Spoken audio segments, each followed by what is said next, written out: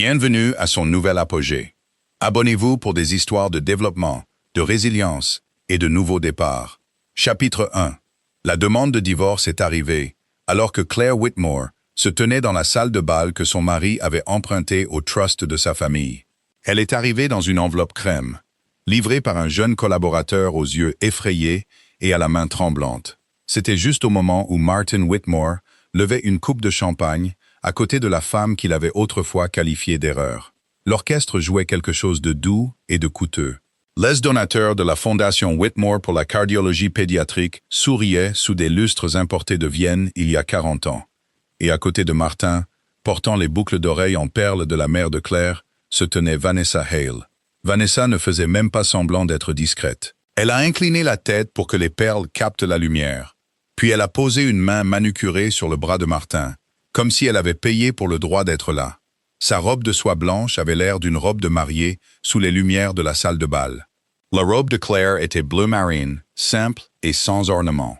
Le genre de robe que les gens oublient 2 minutes après l'avoir vue. Cela avait toujours été utile. Martin s'est retourné quand il a remarqué l'enveloppe dans la main de Claire. Son sourire ne s'est pas effacé. Il est devenu plus acéré. « Je voulais que tu la reçoives dans un cadre civilisé », a-t-il dit assez fort pour que la table la plus proche entende. « Pas de scène, Claire. Tu as toujours été douée pour la dignité. » Quelques invités se sont immobilisés. La fourchette de quelqu'un a touché la porcelaine avec un clic délicat. Claire a regardé l'enveloppe, puis l'homme qu'elle avait épousé 11 ans plus tôt. À l'époque, c'était un brillant chirurgien, plein de dettes et d'ambition. Son bureau était loué au-dessus d'une pharmacie. Son smoking lui allait parfaitement maintenant. La montre à son poignet coûtait plus cher que sa première maison. La fondation portant son nom était devenue le centre de son image publique. Il avait bâti cette image avec son silence, ses introductions, son argent et sa volonté de le laisser se tenir devant les caméras, pendant qu'elle se tenait 3 pas derrière. Vanessa souriait avec sa bouche, pas avec ses yeux. Martin a dit que ce serait plus gentil si nous étions honnêtes ce soir. Tout le monde est déjà au courant de toute façon. Les doigts de Claire se sont resserrés sur l'enveloppe pendant une demi-seconde. Seulement une demi. Puis elle a glissé un ongle sous le rabat et l'a ouverte. Requête en dissolution de mariage. Demande d'urgence pour le contrôle temporaire de la résidence conjugale. Injonction temporaire contre la disposition des biens communs. Claire a lu la première page sans ciller. Martin la regardait, comme les hommes regardent un verre qu'ils s'attendent à voir se fissurer. « Tu as déposé la demande ce matin, dit-elle. Je l'ai fait, et tu es venu ici ce soir, pour être sûr de comprendre la situation avant que les rumeurs ne t'atteignent. » Sa voix était douce, presque gentille, ce qui rendait la cruauté plus nette. Vanessa et moi avons une histoire, une vraie histoire. J'ai essayé de faire ce qui était honorable avec toi, mais certains mariages sont des arrangements, pas des histoires d'amour. Claire a entendu la petite inspiration de Madame Ellison, la présidente du conseil d'administration de l'hôpital, assise à 2 tables de là. Elle a entendu le bracelet de Vanessa glisser contre la manche de Martin. Elle a entendu son propre pouls, lent et régulier, comme si quelque chose en elle avait pris du recul par rapport à la douleur pour prendre des notes. Martin s'est penché plus près. « Je te demande de coopérer. Garde la maison en paix. Garde la fondation stable. Ne te ridiculise pas en essayant de mener une bataille que tu ne peux pas gagner. » C'était ça, la vieille habitude. Il confondait son calme avec de la soumission, parce que la soumission lui avait profité. Claire a plié la requête avec soin, le long de son pli d'origine. « Votre avocat vous a-t-il conseillé de me la remettre ici ?» demanda-t-elle. Le sourire de Martin a vacillé. « Mon avocat m'a conseillé de protéger mes biens avant que tu ne deviennes émotive. »« Mes biens ?» murmura Vanessa, aussi doux qu'un parfum. « Notre avenir. » Claire a regardé les perles aux oreilles de Vanessa. Sa mère les portait sur la dernière photo prise avant l'accident de voiture. Elles avaient été enfermées dans le coffre-fort personnel de Claire jusqu'à il y a 3 semaines. C'est là que Martin a prétendu en avoir besoin pour une exposition caritative, en l'honneur des femmes derrière la fondation. Claire l'avait autorisé à les prendre, parce qu'elle savait déjà à qui il avait l'intention de les donner. Elle avait simplement besoin d'une preuve. Un serveur s'est approché avec un plateau, a vu les documents, et s'est retiré si vite que le champagne a tremblé dans les verres. Martin a tendu la main. « Claire, rends-moi la requête pour l'instant. Nous n'avons pas besoin que tu agites des papiers juridiques à un gala de donateurs.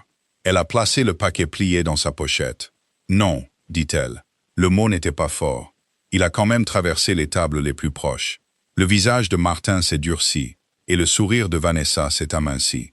Non, Martin a répété. Non.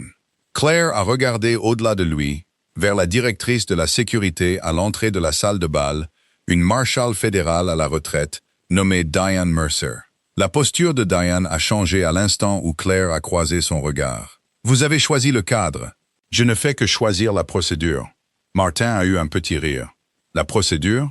Tu n'as aucune procédure ici. C'est le gala de ma fondation. Claire a regardé autour d'elle le monogramme argenté sur les menus. Elle a regardé les donateurs qui étaient venus parce que le bureau de sa famille les avait invités. Elle a regardé les dirigeants de l'hôpital qui en savaient assez pour se taire, mais pas assez pour comprendre pourquoi. Puis elle s'est retournée vers Martin. Cette salle de bal appartient au Trust Ashford. Elle a dit, la réserve de fonctionnement de la fondation se trouve sur un compte garanti par Ashford Holdings. La maison que vous avez l'intention d'occuper pendant la procédure de divorce est détenue dans mon trust personnel. La propriété du lac, le bail du centre chirurgical, l'appartement à Boston, la collection d'art et la plateforme de donateurs que vous utilisez pour votre image publique ne sont pas des biens matrimoniaux. Martin la dévisagea. Les mains de Vanessa ont glissé de son bras. Claire a continué, assez calme pour rendre le silence douloureux. Ils ne l'ont jamais été. Chapitre 2. Pendant 3 secondes, personne n'a bougé. Puis Martin a souri à nouveau, mais son sourire n'avait plus la forme de la confiance. C'était le sourire d'un homme cherchant dans sa mémoire un document qu'il n'avait jamais pris la peine de lire. « Claire, dit-il en baissant la voix, ce n'est pas le moment pour un de tes petits malentendus dramatiques. » Elle a failli rire, non pas parce que c'était drôle, mais parce que la réplique lui ressemblait tellement. Même maintenant, après lui avoir remis les papiers du divorce en public à côté de son ancienne amante, il avait besoin de faire passer sa réalité pour de la confusion. Vanessa s'est rétablie la première. Elle a touché une boucle d'oreille en perles, un geste qu'elle avait dû répéter devant des miroirs. « Martin m'a dit que tu avais aidé avec quelques introductions au début. Ça ne veut pas dire que tu possèdes sa vie. »« Non, dit Claire. Cela signifie que je possède ce que ma mère m'a laissé, ce que mon père a protégé, et ce que j'ai légalement séparé de ce mariage, avant que Martin ne réalise sa première chirurgie télévisée. » La mâchoire de Martin a bougé. Il a regardé vers la présidente du conseil d'administration de l'hôpital, puis vers les donateurs, calculant les dégâts. Claire l'avait observé calculer pendant des années. Il pouvait évaluer une pièce plus vite que la plupart des hommes ne pouvaient lire un titre de journal. C'était l'une des raisons pour lesquelles elle l'avait autrefois admiré. Diane Mercer a traversé la salle de bal, suivie de 2 agents de sécurité. Elle ne s'est pas pressée. Les gens comme Diane ne se pressent jamais. Elle s'est arrêtée à côté de Claire, pas de Martin. « Madame Whitmore, dit Diane, voulez-vous que l'on ouvre la salle de conférence privée ?» Le visage de Martin a changé. C'était subtil, mais Claire l'a vu. La première fissure de la soirée. « Diane, dit-il sèchement, c'est une affaire de famille. » Diane ne l'a pas regardé. Le protocole de sécurité du Trust a été activé par Madame Whitmore. Vanessa a cligné des yeux. « La sécurité du Trust ?» Claire a ouvert sa pochette et a sorti son téléphone. Un message attendait. Devlin Grant, conseillère juridique générale du bureau de la famille Ashford. Séparation d'urgence des actifs terminée. Gel temporaire actif. Dossier pour le conseil d'administration prêt. Documentation de l'inventaire des perles sécurisé. En attend instructions.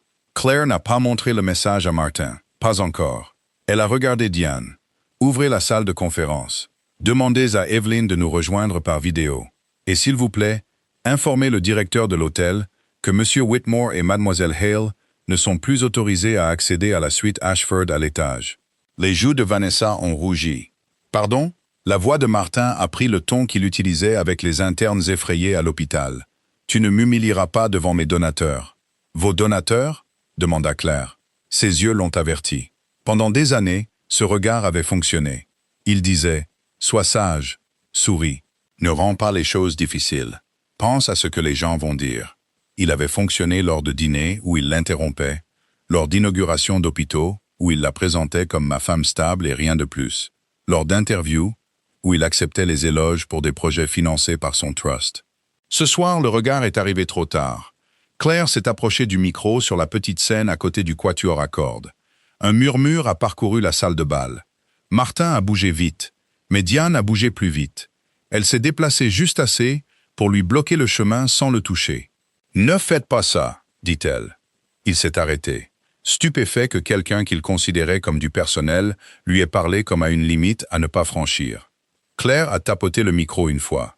Le son a roulé à travers la salle de bal. « Mesdames et messieurs », dit-elle, la voix stable. « Je m'excuse pour cette interruption.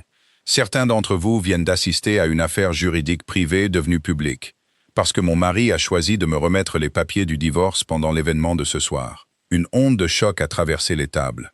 Vanessa est devenue pâle sous son maquillage. Martin a fixé Claire comme s'il pouvait la forcer à ravaler ses mots. Claire a continué. « Le travail de la Fondation se poursuivra. Les enfants en attente de chirurgie resteront protégés. Le personnel sera payé. Les bourses de recherche ne seront pas interrompues. Je sais que c'est la première préoccupation pour beaucoup d'entre vous. » Madame Ellison a lentement posé son verre. Cependant, dit Claire, avec effet immédiat, le Trust Ashford examine toute utilisation de ses installations, de ses actifs, de ses canaux de donateurs et de ses fonds restreints liés à Martin Whitmore. Martin a fait un pas en avant. Claire, ça suffit. Le micro l'a capté. Tout le monde l'a entendu. Claire l'a regardé par-dessus les fleurs, les bougies et les visages stupéfaits. « Vous avez déposé une demande de divorce ce matin, » dit-elle. « Vous avez demandé au tribunal de m'empêcher de déplacer des biens que vous avez décrits comme des biens matrimoniaux. Alors, avant que cette requête ne puisse être utilisée pour tromper un juge, j'ai demandé à mes conseillers de documenter, séparer et sécuriser chaque bien qui m'appartenait avant ce mariage, chaque héritage détenu par mon trust et chaque ressource de la fondation dont l'usage personnel est restreint. » Vanessa a murmuré. Martin. Il l'a ignoré. La voix de Claire s'est adoucie, ce qui, d'une certaine manière, a fait que la salle s'est penchée pour mieux entendre. Vous vouliez retourner avec votre ancienne amante. C'est votre choix. Mais vous ne prendrez pas les boucles d'oreilles de ma mère, le trust de mon père, les propriétés de ma famille, le réseau de donateurs de ma fondation ou les fonds de l'hôpital destinés aux enfants malades avec vous. Personne n'a applaudi. Ce n'était pas ce genre de moment. Le silence était plus lourd et bien plus utile. Le visage de Martin était devenu gris sous les lumières de la salle de bal. Chapitre 3. Dans la salle de conférence privée derrière la salle de bal, Martin a finalement cessé de prétendre être civilisé. La pièce était lambrissée de noyer foncé, avec une longue table polie comme un miroir. N'importe quel autre soir, c'était là que les donateurs signaient des promesses de dons, et que les chirurgiens serraient la main de personnes riches qui aimaient voir leur nom sur des bâtiments. Ce soir, elle contenait Claire, Martin, Vanessa, Diane, Madame Ellison du conseil d'administration de l'hôpital et le visage d'Evelyn Grant sur un écran mural. Evelyn avait 62 ans. Elle avait les cheveux argentés et les yeux plissés. Elle était célèbre dans 3 États pour obliger les hommes agressifs à lire les documents 2 fois. Elle portait un blazer noir et aucun bijou, à l'exception d'une fine montre. Claire la connaissait depuis l'enfance. Evelyn avait géré l'héritage de Claire après l'accident, puis lui avait enseigné la première règle de la richesse familiale. Ne confondez jamais l'accès avec la propriété. Martin avait confondu les deux pendant des années. Cette réunion est inutile, lança-t-il. Mon avocat spécialisé en divorce s'en chargera. Votre avocat spécialisé en divorce a déjà reçu un dossier de préservation, a déclaré Evelyn. Tout comme l'avocat de Madame Whitmore et le greffier du tribunal de la famille, par copie de courtoisie jointe au dépôt de demain matin. Les yeux de Martin se sont rétrécis. Vous avez contacté le tribunal. Nous avons informé le conseil que votre requête contient des affirmations sur des biens que vous ne possédez pas. Le ton d'Evelyn était sec. Ce n'est pas la même chose que de contacter le tribunal ex parte. Je connais la différence. Et vous? Vanessa s'est agitée sur sa chaise. Les perles semblaient plus lourdes sur elle maintenant. Claire était assise au bout de la table, les mains jointes. La première vague de douleur n'avait pas disparu. Elle avait changé de forme. Ce n'était plus une blessure qui mendiait une explication. C'était un fait, placé soigneusement parmi d'autres faits. Martin l'a pointé du doigt. C'est ce que tu fais. Tu restes assise en silence pendant des années, et puis tu me tends une embuscade avec des avocats. Claire a croisé son regard. Non, je suis restée silencieuse pendant des années, pendant que tu prenais ma retenue pour de la loyauté. Ce soir, tu m'as remis les papiers du divorce à côté de ta maîtresse, lors d'un gala financé par mon trust. Ce n'est pas ma maîtresse, a-t-il dit automatiquement. La bouche de Vanessa s'est ouverte, puis s'est refermée. Evelyn a baissé les yeux sur quelque chose hors de l'écran. Pour être précis, Mademoiselle Hale a été nommée dans 3 factures d'hôtel débitées du compte discrétionnaire de M. Whitmore, 2 remboursements de frais de voyage de la Fondation actuellement en cours d'examen, et plusieurs messages dans lesquels M. Whitmore se référait à elle comme sa partenaire avant que la demande de divorce ne soit déposée. La tête de Martin s'est tournée brusquement vers l'écran. Ce sont des informations privées. Elles sont devenues pertinentes lorsque les fonds de la Fondation ont été touchés. Le visage de Mme Ellison s'est crispé. Elle avait passé 20 ans à protéger l'hôpital du scandale. Claire pouvait voir le moment exact où sa sympathie pour Martin s'est transformée en alarme institutionnelle. Vanessa s'est tournée vers Martin. « Tu m'as dit que les voyages étaient payés personnellement. »« Ils l'étaient, dit-il trop rapidement. » Evelyn a haussé un sourcil. « Cela sera déterminé par l'audit. » Martin a repoussé sa chaise de la table. « Un audit? Vous n'avez aucune autorité pour m'auditer. » Claire a parlé avant qu'Evelyn ne le puisse. Le conseil d'administration de la Fondation en a l'autorité. Le Trust Ashford aussi, en ce qui concerne les fonds et les installations à usage restreint. Et l'hôpital aussi, si l'argent des donateurs a été présenté de manière trompeuse. Il l'a regardé comme s'il voyait une étrangère. Depuis quand tu comprends quelque chose à tout ça? La question a atterri plus durement que les papiers du divorce, non pas parce qu'elle l'a surprise, mais parce qu'elle portait 11 ans de son mépris en une seule phrase. Il croyait vraiment qu'elle avait été une épouse décorative qui écrivait des notes de remerciement et choisissait des fleurs. Claire s'est penchée en arrière. Depuis avant de te rencontrer. Martin a ri une fois. Tu avais 24 ans. Tu as hérité de l'argent et engagé des gens pour le gérer. J'ai hérité de responsabilités. Elle a dit, il y a une différence. L'écran de Evelyn a changé. Un document est apparu, net et sans pitié. Calendrier des actifs du Trust Ashford. Documentation des biens propres. Reçu de divulgation prénuptiale. Martin a fixé l'écran. Evelyn a dit, Monsieur Whitmore a signé la déclaration prénuptiale il y a 11 ans, reconnaissant que Ashford Holdings, y compris la résidence de l'avenue Fairmont, la Maison du Lac, le bail du centre chirurgical, la plateforme de donateurs caritatifs et tous les actifs dérivés du Trust Ashford restaient la propriété exclusive de Claire Ashford Whitmore. Vanessa a murmuré. « Tu as signé ça ?» Martin n'a pas répondu. Le document a zoomé sur sa signature. L'écriture du jeune Martin barrait la page avec confiance. Claire se souvenait du jour où il avait plaisanté, en disant que la paperasse l'ennuyait. Il lui avait embrassé le front et dit « Je te fais confiance, chérie. » Il lui avait fait confiance, car il pensait que la confiance signifiait qu'elle n'utiliserait jamais ce papier.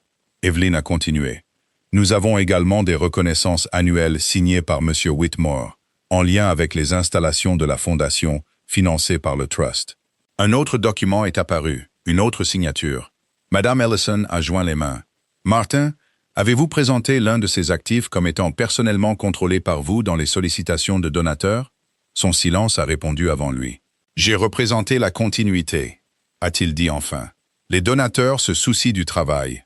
Le travail est exactement ce que je protège, » a dit Claire.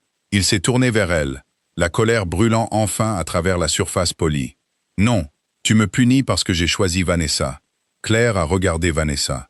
La jeune femme était assise très immobile maintenant, une main planant près de la boucle d'oreille en perles, comme si elle avait peur de la toucher. « Non, » dit Claire. « Je t'empêche de prendre ce qui n'a jamais été à toi. » Chapitre 4. Vanessa Hale avait passé la première heure du gala à croire qu'elle avait gagné. Claire l'avait vue dans chaque petite performance. La façon dont Vanessa est arrivée au bras de Martin, avec 15 minutes de retard, forçant la salle à se tourner. La façon dont elle a salué les donateurs par leur prénom, après les avoir clairement appris de Martin dans la voiture. La façon dont elle laissait voir les perles quand les photographes passaient, donnant l'impression qu'elle avait hérité d'une place plutôt que de l'avoir empruntée. Maintenant, dans la salle de conférence, la victoire s'était drainée de sa posture. « Je devrais y aller », a dit Vanessa. « Non », a dit Evelyn depuis l'écran. « Pas encore. » Vanessa s'est figée. « Je ne fais pas partie de votre mariage. » Claire a presque eu pitié d'elle. Presque. Vanessa avait 34 ans, belle et ambitieuse de cette manière affamée des gens qui ont été proches de la richesse, mais jamais à l'intérieur de ses murs. Elle était sortie avec Martin, avant Claire, quand il était encore interne. Il avait quitté Vanessa, parce que le monde de Claire ouvrait des portes que Vanessa ne pouvait pas ouvrir. Des années plus tard, il était retourné vers Vanessa et lui avait raconté une histoire dans laquelle Claire était froide, sans passion et dépendante de lui. Les hommes comme Martin ne se contentaient pas de trahir. Ils recrutaient des témoins pour leur version de la trahison. « Vous faites partie de l'audit », a dit Evelyn. « Vous avez reçu des bijoux appartenant au patrimoine propre de Madame Whitmore. Vous avez occupé la suite Ashford cet après-midi.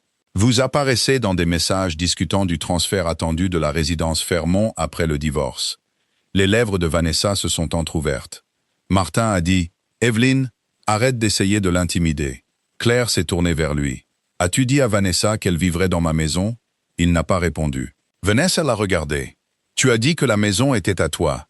C'est notre domicile conjugal. » Il a répliqué sèchement. « C'est ma maison de famille. » Claire a dit « Tu as emménagé après le mariage avec 2 valises et un plan de consolidation de dettes d'études de médecine. » La couleur est montée au cou de Martin. « J'ai fait de cette maison ce qu'elle est. Tu as rénové une cuisine avec l'approbation du trust, puis tu as facturé au trust la moitié des appareils électroménagers parce que tu as dit que les dîners de donateurs nécessitaient une capacité commerciale. » Madame Ellison a fermé les yeux un bref instant.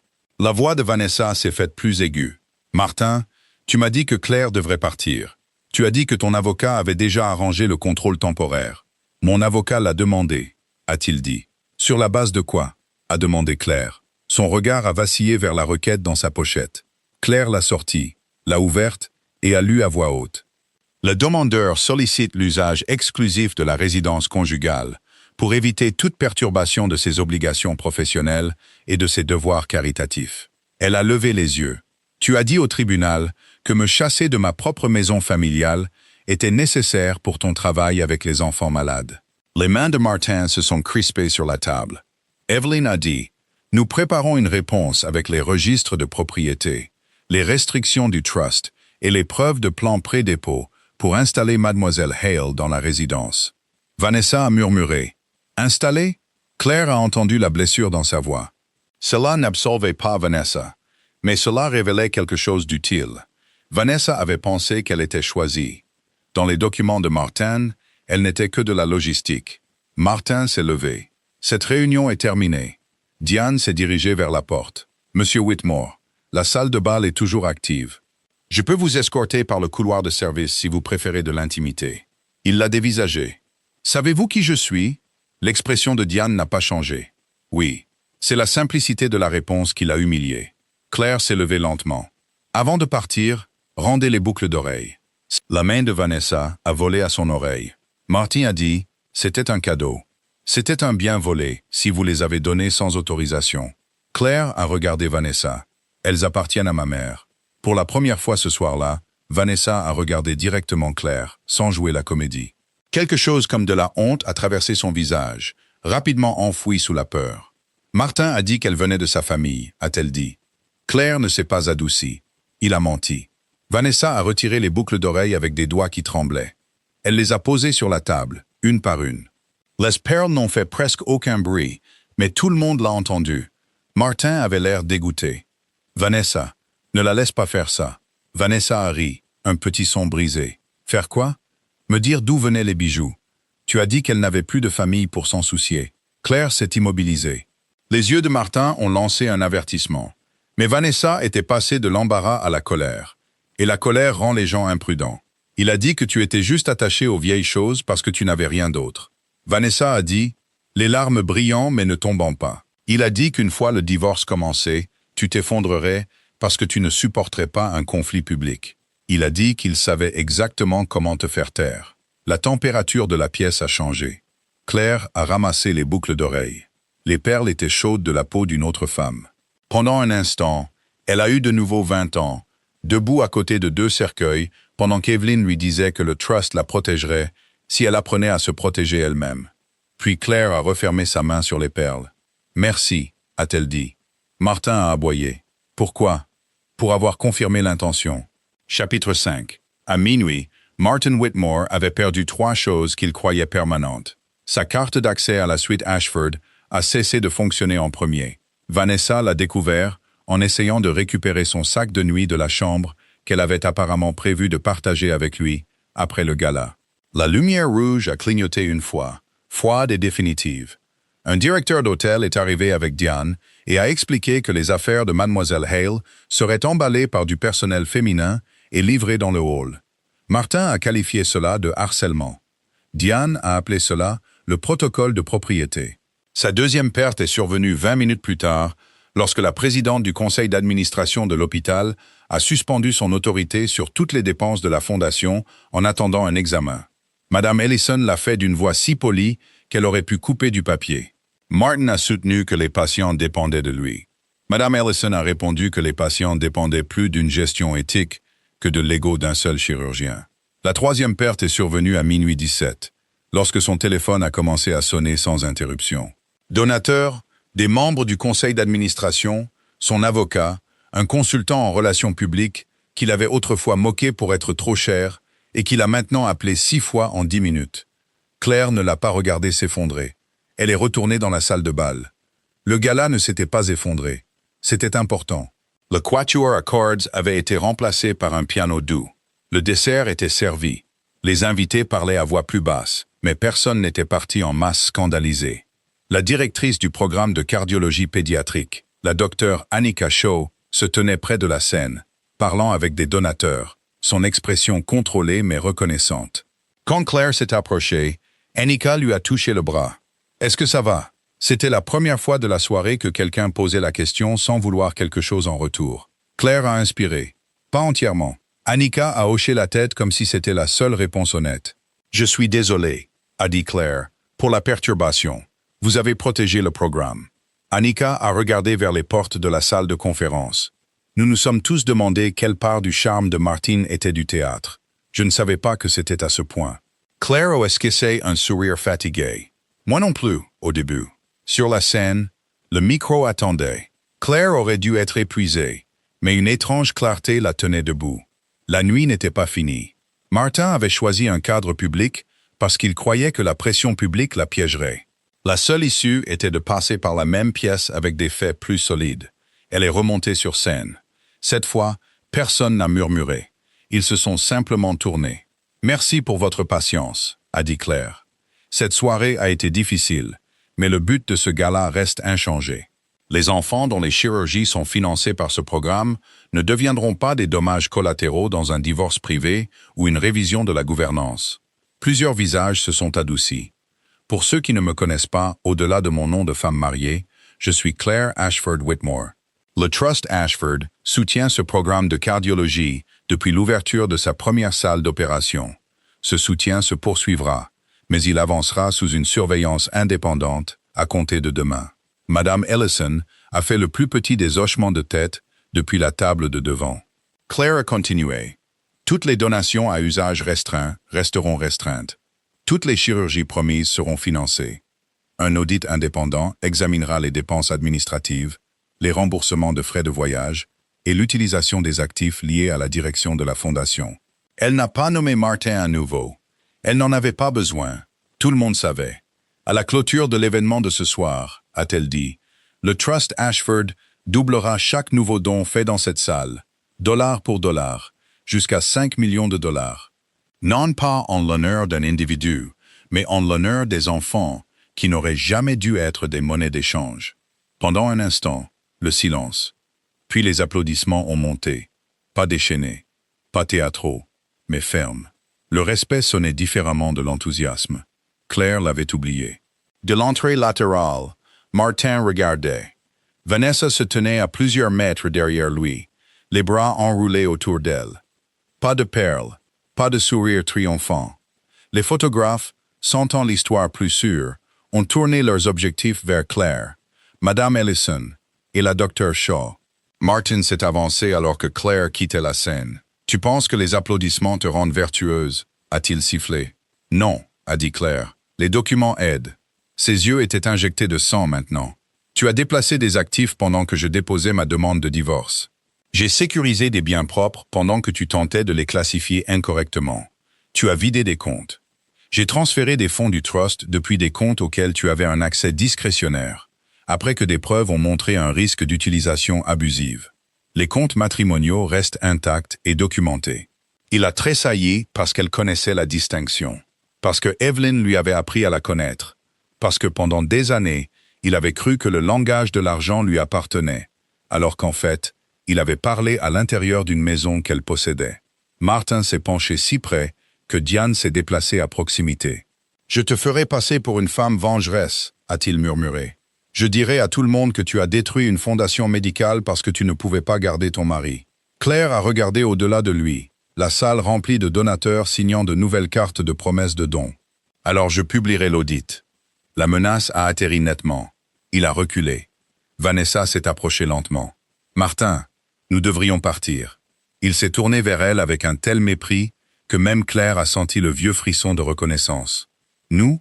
Tu penses qu'il y a un nous, après que tu te sois assise dans cette salle, à répéter des conversations privées comme une idiote ?» Vanessa a reculé. C'était ça, le 5e tour de la lame. Martin ne pouvait pas tolérer un témoin une fois qu'elle cessait d'être utile.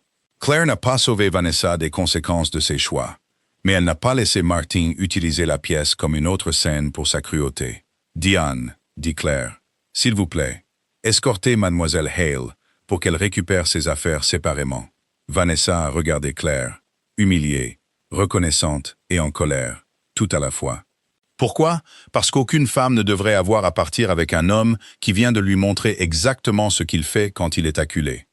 Martin a ri amèrement. « Tu joues à la sainte maintenant. » Claire a croisé son regard. « Non, je pose une limite. » Chapitre 6.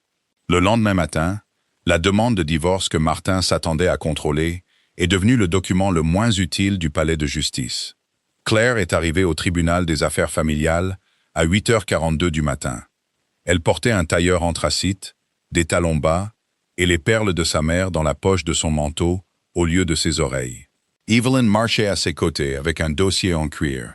L'avocate de Claire spécialisée en divorce, Priya, les a rejointes à la sécurité avec du café et une expression qui suggérait qu'elle avait dormi 3 heures et n'en avait apprécié aucune. La réponse d'urgence est déposée. Priya a dit « Nous avons joint les annexes du trust, les reconnaissances prénuptiales, les titres de propriété et la déclaration sous serment préliminaire de Diane Mercer. Nous avons également déposé une opposition à l'occupation exclusive. » Son avocat? A demandé Claire. Déjà là, l'air mécontent. Claire a failli demander si Martin était là avec Vanessa, puis s'est retenue. La réponse n'avait pas d'importance. C'était nouveau, douloureux et libérateur à la fois. Dans le couloir devant la salle d'audience, Martin se tenait avec son avocat, un homme élégant, nommé Conrad Bell, spécialisé dans la transformation de divorces de riches en croisade morale. Le visage de Martin était soigneusement composé. Il s'était rasé, avait enfilé un costume sombre et avait retrouvé assez d'arrogance pour avoir l'air offensé par le bâtiment. Vanessa n'était pas avec lui. Conrad s'est approché avec un sourire professionnel. « Madame Whitmore, j'espère que nous pourrons faire baisser la température aujourd'hui. » Priya a souri en retour. « Votre client a remis les papiers du divorce lors d'un gala de donateurs, à côté de sa partenaire de liaison, tout en cherchant à occuper la résidence personnelle de ma cliente. La température est une conséquence naturelle. » Le sourire de Conrad s'est estompé. Martin a regardé Claire. « Nous pouvons encore gérer ça en privé si tu arrêtes l'escalade. » Claire l'a étudié. Sans les lustres et les applaudissements, il paraissait plus petit. Pas faible, mais ordinaire, comme le sont souvent les hommes puissants lorsqu'ils sont retirés des pièces qu'ils ont empruntées. « Tu veux dire discrètement, dit-elle, pas en privé. » Il s'est penché plus près. « Tu ne veux pas de divulgation de preuves, Claire. » « En fait, » a dit Priya, « si. » La salle d'audience s'est ouverte avant que Martin ne puisse répondre.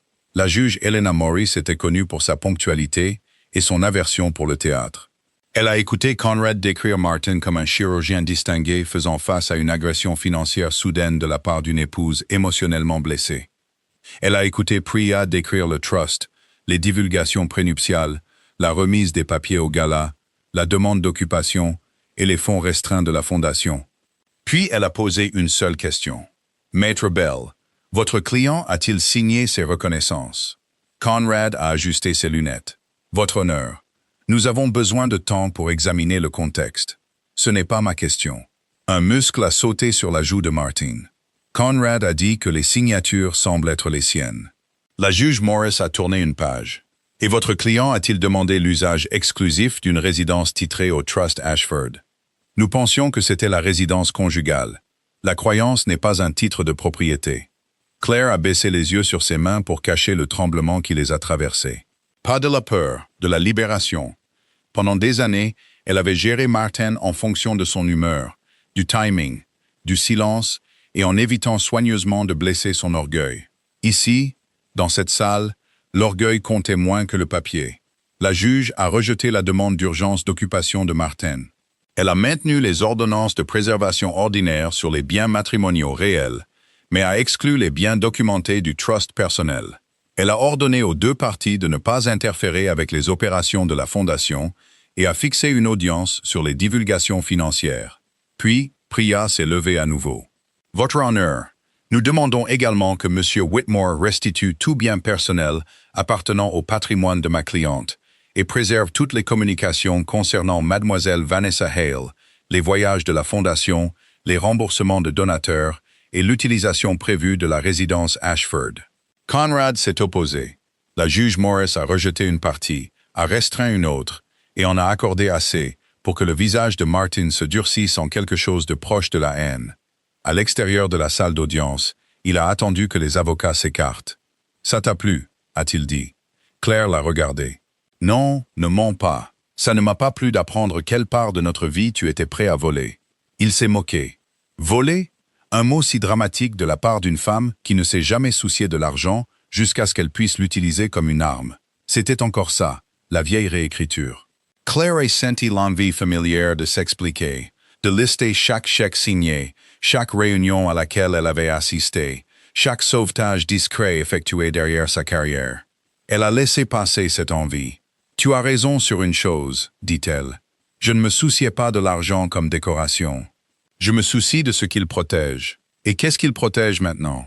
Ma maison, l'héritage de mes parents, les patients de la Fondation, mon personnel, mon avenir? » Son rire était sec. « Ton avenir, Claire. Tu as construit ta vie autour de moi. » Elle l'a regardé pendant une longue seconde. « Non, dit-elle. J'ai construit une vie qui avait de la place pour toi.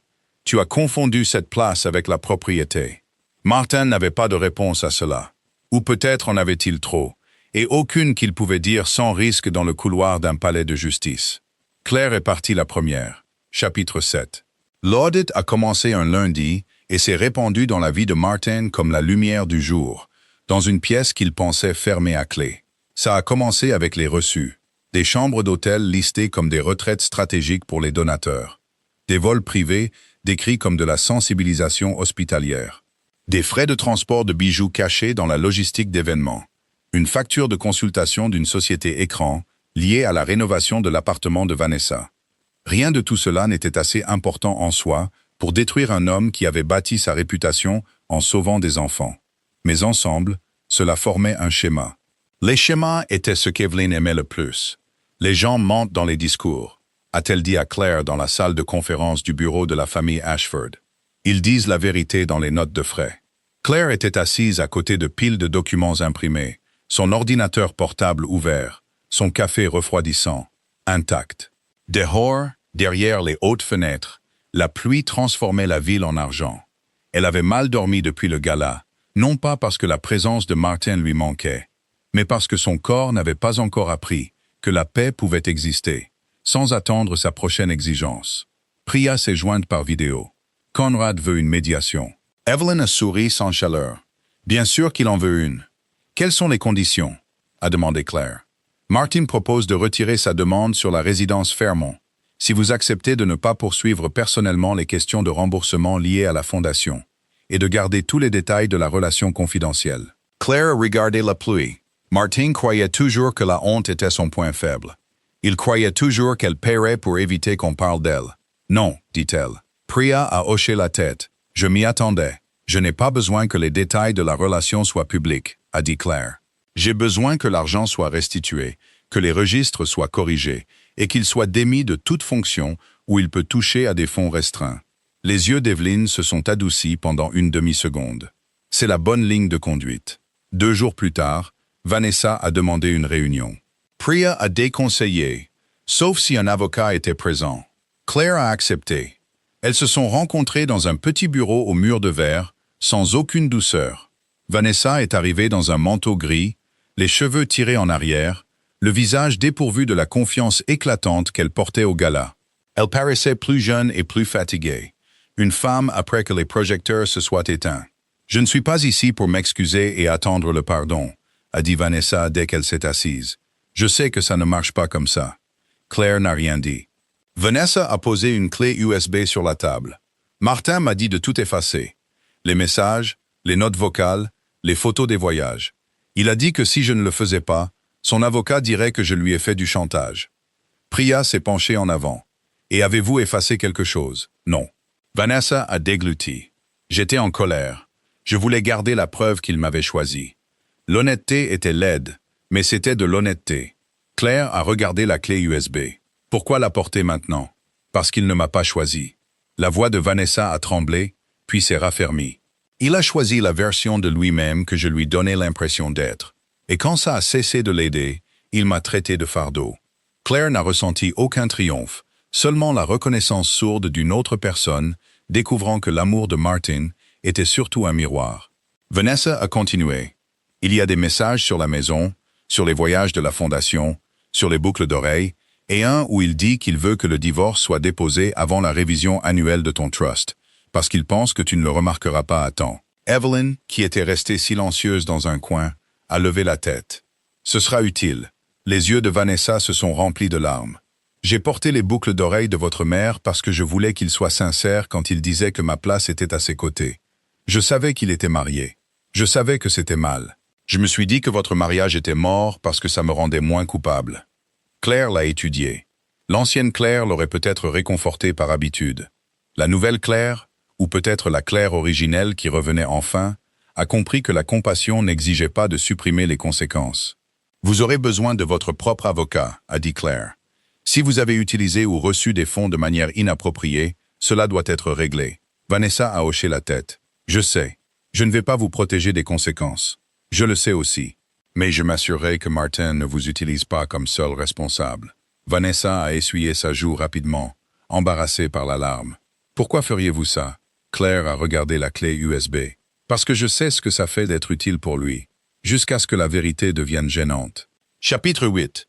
La chute de Martin ne s'est pas produite en un seul effondrement spectaculaire. Elle s'est produite au fil de réunions programmées. D'abord, le conseil d'administration de la Fondation a voté pour le démettre de toute autorité financière en attendant l'achèvement de l'audit. L'annonce était prudente, légale et dévastatrice. Elle louait ses contributions chirurgicales tout en les séparant de la gouvernance. C'est ce que Martin détestait le plus. Il pouvait combattre une insulte. Il ne pouvait pas facilement combattre une phrase qui semblait raisonnable. Ensuite, l'hôpital l'a mis en congé administratif de ses fonctions de direction. Il a conservé ses privilèges cliniques sous examen, car personne ne voulait punir les patients, mais son bureau a été vidé des dossiers de donateurs, des registres de la Fondation et des invitations à des événements privés. Puis Conrad Bell a retiré la demande d'occupation et a modifié la demande de divorce pour reconnaître les revendications contestées sur les biens propres. Le langage révisé était fade. Claire savait que Martin méprisait chaque mot. Enfin, les photos du gala sont apparues dans un magazine mondain. Pas celles que Martin voulait. L'image publiée montrait Claire au micro, les épaules droites, le visage calme, Madame Ellison et la Dr Shaw derrière elle. La légende disait « Claire Ashford Whitmore annonce une surveillance indépendante et un engagement de contrepartie de 5 millions de dollars pour les soins cardiaques des enfants. » Martin n'était mentionné qu'au 6e paragraphe. Il l'a appelé ce soir-là. Claire a envisagé de laisser l'appel aller à la messagerie vocale. Puis elle a répondu « Parce que l'évitement ne ressemblait plus à la paix. Il ressemblait à un vieux réflexe. Elle était prête à s'en défaire. « Que veux-tu, Martin ?» Un silence a crépité sur la ligne, puis sa voix, plus basse que d'habitude. « Tu m'as détruit. »« Non, je t'ai documenté. Tu as tout pris. J'ai pris mes biens. Le tribunal divisera ce qui est réellement matrimonial. Tu sais ce que je veux dire ?» Elle se tenait dans la bibliothèque de la maison Fermont, regardant les étagères que son père avait construites. Pendant des années, Martin s'était plaint que la pièce semblait trop vieille, trop lourde, trop pleine de fantômes. Claire avait un jour proposé de la redécorer. Ce soir, elle était reconnaissante de ne pas l'avoir fait. « Je sais exactement ce que tu veux dire », a-t-elle dit. « Tu parles de la maison où tu voulais emménager avec Vanessa, de la fondation que tu voulais utiliser comme bouclier, des donateurs que tu traitais comme ton public, de l'histoire que tu as empruntée jusqu'à ce que tu penses qu'elle était tienne. » Sa respiration est devenue rauque. « Je t'ai aimé, un jour. » Cette phrase a trouvé le bleu sous toute la structure. Claire a fermé les yeux. « Je sais, dit-elle. C'était vrai. C'était la pire partie. Martin l'avait aimé un jour. Ou quelque chose d'assez proche de l'amour pour qu'une Claire plus jeune construise un mariage autour de ça. Il avait ri dans sa cuisine à minuit. Il lui avait tenu la main au mémorial de son père. Il avait pleuré après la mort de son premier patient enfant, et Claire avait cru que la tendresse en lui l'emporterait sur la vanité. Ce ne fut pas le cas, ou peut-être que la vanité avait toujours été là, attendant assez d'applaudissements pour devenir un dieu. « Je t'ai aimé aussi, dit-elle. C'est pourquoi je t'ai donné des chances que tu as prises pour de la faiblesse. » Martin est resté silencieux. Pour la première fois depuis le gala, il semblait fatigué au lieu d'être en colère. « Qu'est-ce qui se passe maintenant? »« Maintenant, ton avocat parle au mien. La fondation termine l'audit. Tu rembourses ce que tu as utilisé à mauvais escient. Tu arrêtes d'utiliser mon nom, ma maison, ma famille ou les enfants malades comme moyen de pression. » Et nous? Claire a ouvert les yeux. Sur la cheminée se trouvait une photo de ses parents dans le jardin, sa mère portant les perles. Claire avait placé les boucles d'oreilles à côté, dans une petite boîte en velours. « Il n'y a pas de nous, dit-elle. » Il a inspiré comme s'il avait été frappé. « Claire, non. Tu as demandé le divorce pour retourner avec ton ancienne amante. Tu me l'as signifié en public parce que tu pensais que l'humiliation me garderait docile. Tu as essayé de prendre des biens que tu savais ne pas être à toi. Le mariage était terminé avant la requête. La requête n'a fait qu'y mettre une date. Elle a mis fin à l'appel avant qu'il ne puisse transformer le remords en négociation. Puis, elle est restée dans la bibliothèque silencieuse, jusqu'à ce que le silence cesse de paraître vide. Chapitre 9. 3 mois plus tard, Claire est retournée dans la même salle de bal. Les lustres étaient toujours trop brillants. Le sol avait toujours un éclat assez profond pour refléter la lumière des bougies. Mais les monogrammes avaient changé. La soirée ne portait plus le nom de Martin en lettres d'or. Claire appartenait à l'initiative pour le cœur des enfants Ashford, gouvernée par un conseil indépendant présidé par la docteure Annika Shaw, financé par des donateurs qui étaient restés après avoir vu la différence entre le scandale et la bonne gestion. Claire a failli ne pas y assister. Une partie d'elle voulait une vie plus simple pendant un certain temps, des pièces sans microphone, des dîners sans surveiller chaque porte. Mais Evelyn lui a rappelé que la retraite était différente du repos. « Tu n'as pas à te cacher des pièces que tu as payées pour rendre honnête », a dit Evelyn. Alors Claire est venue. Elle portait une robe vert foncé et les perles de sa mère. Non pas parce que les bijoux prouvaient quoi que ce soit, mais parce que la guérison exige parfois de toucher ce qui a été malmené et de décider que c'est toujours à vous. À l'entrée, Diane lui a fait un signe de tête. « Bonsoir, mademoiselle Ashford !» Claire avait repris son nom de naissance après l'ordonnance de divorce temporaire. L'entendre en public lui donnait encore l'impression de chausser des souliers qui avaient attendu patiemment près de la porte. « Bonsoir, Diane. » À l'intérieur, l'ambiance était différente, plus légère, mais pas superficielle. Des médecins parlaient avec des familles dont les enfants avaient survécu à une chirurgie. Les donateurs écoutaient plus qu'ils ne se mettaient en scène. Le programme affichait les résultats, les budgets et les plans de soutien aux patients sur des écrans épurés, sans une seule photo glamour de Martin. Près de la scène, Claire a vu Vanessa. Pendant un instant, les deux femmes se sont immobilisées. Vanessa portait une simple robe noire et se tenait à côté d'une femme que Claire a reconnue comme étant son avocate. Elle avait accepté de coopérer à l'audit, de rendre les cadeaux achetés avec des comptes inappropriés et de rembourser ce qu'elle pouvait par un règlement structuré. Elle avait également fait une déclaration sous serment qui avait fait s'effondrer la tentative de Martin de la blâmer sous sa propre arrogance. Claire s'est approchée la première. Les doigts de Vanessa se sont resserrés sur sa pochette. « Je ne savais pas si je devais venir. Pourquoi êtes-vous venu ?» a demandé Claire. « Le Dr. Shaw m'a invité à écouter les témoignages des familles de patients.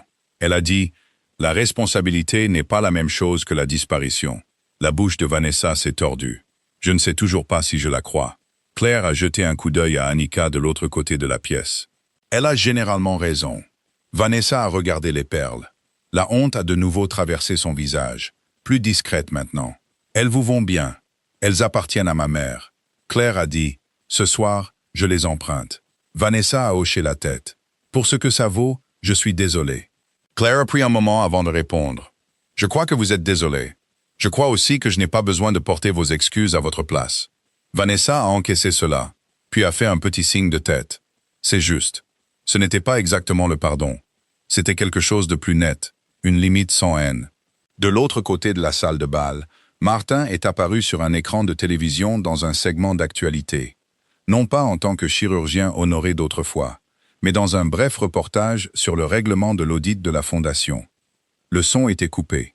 Son visage paraissait plus mince, son sourire étudié et tendu. La légende mentionnait le remboursement, la démission de ses fonctions de direction et la procédure de divorce en cours. Personne ne s'est arrêté de parler pour regarder. Claire a réalisé que c'était l'humiliation finale pour un homme comme Martin. Pas l'indignation, pas les cris en public, l'insignifiance. Annika est montée sur scène et a présenté une mère dont le fils de 6 ans avait été opéré grâce à l'initiative. La mère a parlé avec des mains tremblantes et une voix claire. Elle a remercié les médecins, les infirmières, les donateurs et le personnel administratif qui l'avaient aidé pour le voyage, le logement et les soins post-opératoires. Elle n'a pas remercié Martin. Claire a senti les larmes monter alors, soudaines et importunes. Elle les a laissées couler.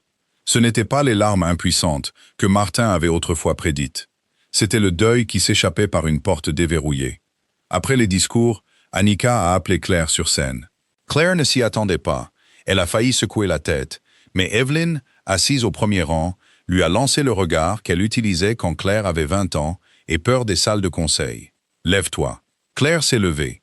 Les applaudissements étaient chaleureux, pas explosifs. Elle s'est dirigée vers le micro et a regardé la salle où son mariage s'était publiquement fissuré et où quelque chose de plus vrai avait émergé. « Il y a 3 mois, dit-elle, je me tenais ici, lors d'une nuit dont je pensais qu'on se souviendrait pour l'humiliation. J'avais tort. La salle s'est calmée. C'est devenu la nuit où je me suis souvenu de la différence entre être silencieuse et être impuissante. Le silence peut être une stratégie. Le silence peut être un deuil. Le silence peut être la patience, pendant que la vérité rassemble ses documents. Mais le silence ne doit jamais être confondu avec le consentement. » Les yeux d'Evelyn brillaient. Diane se tenait à la porte, l'expression illisible mais fière. Claire a continué. « Cette initiative continuera de financer les chirurgies, le logement, les soins post-opératoires et la recherche, car l'avenir d'aucun enfant ne devrait dépendre de la réputation d'une seule personne. Les institutions doivent être plus fortes que les égaux. Les familles doivent être plus en sécurité que les apparences. Et les femmes doivent avoir le droit de protéger ce qui leur appartient, sans être traitées de cruelles pour avoir refusé de se faire voler poliment. » Cette fois, les applaudissements ont monté avec force. Claire n'a pas cherché Martin. Il n'était pas là. Plus important encore, elle ne cherchait plus. Chapitre 10. Le divorce a été finalisé par un matin gris de décembre. Il n'y a pas eu de grande confrontation, pas de cri au palais de justice, pas de confession de dernière minute qui a guéri ce qui avait été brisé. Martin est arrivé avec Conrad, a signé là où on lui a dit, et a évité le regard de Claire jusqu'à la toute fin. Le règlement a confirmé ce que les documents avaient dit depuis le début. Les actifs du Trust Ashford sont restés la propriété exclusive de Claire. La maison Fairmont est restée la sienne. Les fonds de la fondation ont été restaurés par remboursement et recouvrement d'assurance. Les biens matrimoniaux réels ont été divisés conformément à la loi, de manière moins dramatique que Martin ne l'avait autrefois menacé et plus équitablement qu'il ne le méritait. Il a perdu ses titres de direction, l'accès aux donateurs et le mythe public qui l'avait fait se sentir intouchable. Il a conservé sa licence médicale sous condition et est retourné au travail clinique, loin des caméras. Claire ne s'y est pas opposée. Elle n'avait jamais voulu que ses patients soient punis pour son orgueil. À l'extérieur du palais de justice, il s'est arrêté à côté d'elle. Pendant un long moment, ils se sont tenus sous l'arche de pierre. 2 personnes qui avaient un jour partagé une cuisine, un lit, un calendrier, 1000 matins ordinaires et un échec extraordinaire. « Je pensais que tu te battrais différemment », a dit Martin. Claire a regardé la rue où la lumière d'hiver reposait pâle sur les voitures. « Comment ? Je pensais que tu pleurerais, que tu supplierais, que tu essaierais de me faire sentir coupable. » Sa bouche s'est crispée. « Oh, que tu essaierais de me ruiner complètement. » Je sais que c'était son erreur depuis le début. Il s'était préparé soit à la faiblesse, soit à la vengeance. Il ne s'était pas préparé aux limites. Il s'est tourné vers elle. « As-tu déjà pensé à me pardonner ?» Claire a considéré la question honnêtement. Oui. L'espoir a traversé son visage, rapide et presque enfantin. Elle a continué. Puis j'ai réalisé que le pardon n'est pas la même chose que la restauration. Je peux cesser de laisser la colère décider de mes journées sans te redonner accès à ma vie. L'espoir a disparu. Il a hoché la tête une fois, comme s'il acceptait un résultat médical qu'il n'aimait pas mais ne pouvait pas contester. Vanessa a quitté la ville. Claire n'a rien dit. Elle m'a envoyé une lettre, a-t-il ajouté. Elle a dit que je lui avais appris le coup de vouloir la place de quelqu'un d'autre. Claire a pensé aux perles, à la salle de bal, à la lumière rouge de la clé d'hôtel, à la clé USB sur la table en verre. On dirait une leçon pour laquelle elle a payé le prix. Et moi, a-t-il demandé, l'amertume revenant car l'humilité n'était jamais restée longtemps en lui. Quelle leçon ai-je payée? Claire l'a finalement regardé. Que l'amour n'est pas la propriété. L'accès n'est pas la propriété. Le silence n'est pas la faiblesse. Et une femme que tu sous-estimes est peut-être encore en train de lire chaque document que tu as signé. Pour une fois, Martin n'a pas répondu. Claire est descendue les marches du palais de justice, seule. Evelyn attendait près de la voiture, tenant un gobelet de café en papier et arborant l'expression de quelqu'un qui prétend ne pas être ému. « Alors ?» a demandé Evelyn. « C'est fait. Bien. » Evelyn lui a tendu le café. « Ta mère serait insupportablement fière. » Claire rit et le son de la surprise. Cela faisait des mois que le rire n'était pas venu sans vérifier s'il était approprié. Cet après-midi-là, elle est retournée à la maison Fairmont. Elle n'est pas allée d'abord à la grande bibliothèque ou à la salle à manger formelle où Martin avait autrefois tenu sa cour. Elle est allée dans la petite pièce à l'arrière de la maison qui avait été l'atelier de sa mère. Pendant des années, c'était un débarras.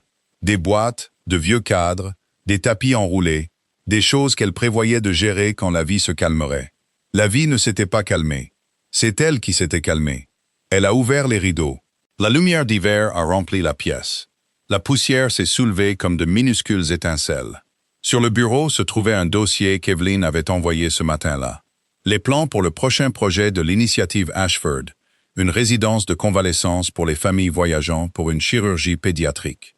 Pas glamour, pas à la une des journaux. Nécessaire. Claire a passé ses doigts sur la première page. Son mariage avait pris fin, parce que Martin voulait retourner avec une ancienne amante et prendre un avenir qu'il n'avait pas mérité. Il avait déposé des papiers, en s'attendant à la figer sur place. Au lieu de cela, elle avait repris chaque bien qui était le sien, non pas pour punir l'amour, mais pour protéger un héritage, un travail et des vies qui dépendaient de la vérité. Il fut un temps où elle pensait que la force ressemblerait à une victoire sur lui. Abonnez-vous pour plus d'histoires de son nouvel apogée, sur les femmes discrètes, le pouvoir caché, et le moment où la trahison fait face à ses conséquences.